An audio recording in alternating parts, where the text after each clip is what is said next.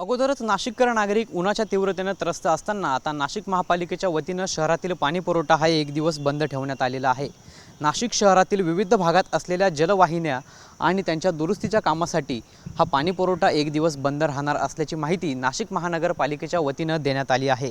या संदर्भातील एक पत्रक देखील नाशिक महानगरपालिकेच्या वतीनं काढण्यात आलं असून शनिवारी दिनांक 25 मे रोजी दिवसभर शहरातील पाणी पुरवठा हा बंद राहणार आहे, तर रविवारी 26 मे रोजी सकाळच्या सुमारास होणारा पाणी पुरवठा हा कमी दाबाने होणार आहे।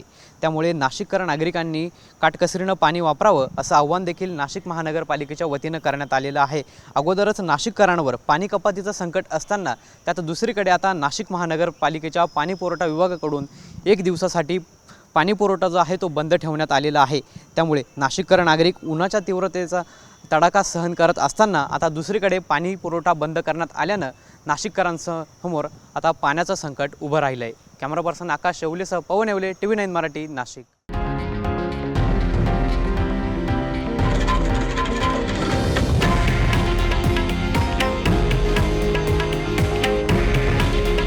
हे आहे देशातील नंबर 1 न्यूज नेटवर्क आणि आपण पाहत आहात TV9 मराठी। काळजी तुमची, हित महाराष्ट्राचं।